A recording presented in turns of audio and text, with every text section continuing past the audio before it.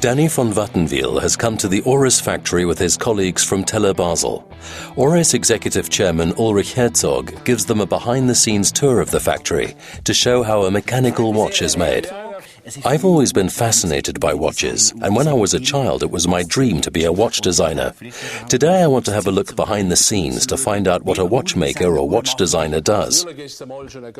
There's actually a big difference between a watchmaker and a watch designer. The watchmaker's work is very precise and detailed. Every screw has to fit perfectly at hundredths of a millimeter count. A watch designer starts by sketching his ideas and doesn't have to be so precise. They're both fascinating jobs, but very different. I'm wearing an Oris Pro Diver at the moment, and I think it's a good example of a product that we can follow from the design to the finished product. Here we are in the design department with our head of design, Ralf Hilbig. This is where all the products begin their life. We usually take the inspiration for our watches from the world they fit into. In this case, from the world of diving. This watch uses different elements which were inspired by the clasps, pipes, and other flexible equipment used in diving. Also, the way the tanks are packed and the way the air valve is opened and closed were interesting. In this case, diving equipment was a really fantastic source of inspiration for us. Wow, so many watches. Is this the latest collection? Yes, this is one of the newest models, and as Ulrich said before, we used elements that you can see in these photos during the development process. Then we tried to bring all the elements together in one sketch. We worked on each of the different sections of the watch, such as the crowns, the pushers, and also the case, to try to create a whole. It's also important to see how the watch looks from the side, because you don't only look at it from above. In this sketch, you can see the transition from the case to the strap, which is also essential. Then we make a brass prototype so that we can also assess the volume of the watch and how it looks on the wrist. Obviously, the prototype doesn't work, but it still helps us during the development stage.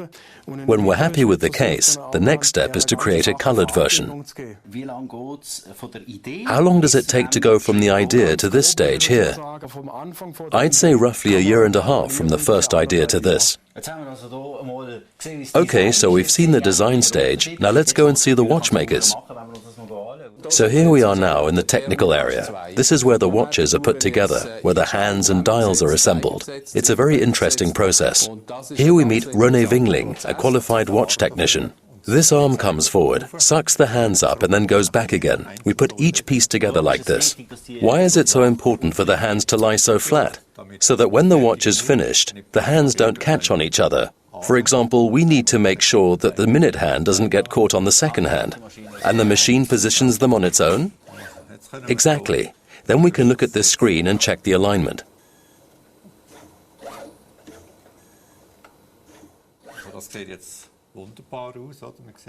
This one looks great. The lines are all perfect. Then I have to look at it in more detail. Perfect. Now it's ready to be fitted to the movement. I've been wondering why there's not a machine doing all this. I can only see people working here. We actually tried it with a machine, but it just wasn't as precise as when a person does the work. It's nice to know that people are still involved in making the watches, not just machines.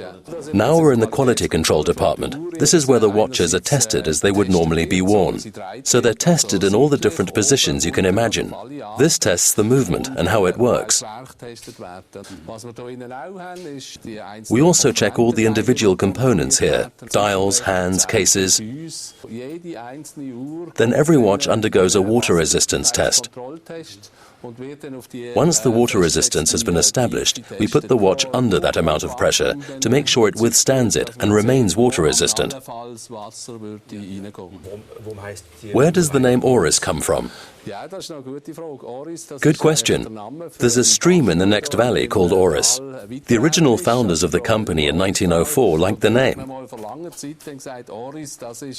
I think it's a great name. It's unique. It's easy to pronounce in many languages. Okay, can we go and have a look at the finished product? And here we have our finished watch, the Oris Pro Diver chronograph as it looks when you see it in the full set in a shop. Is that the box it comes in? Yes, that's right.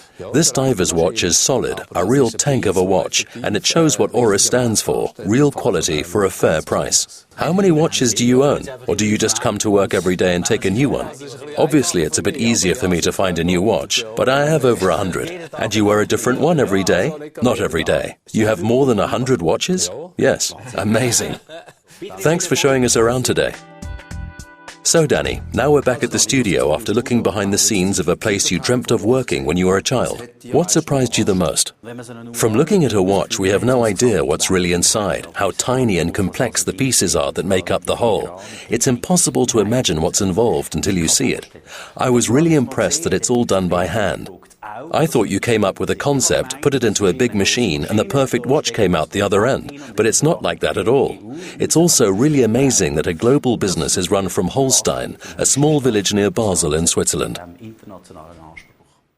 Oris, Swiss-made watches since 1904.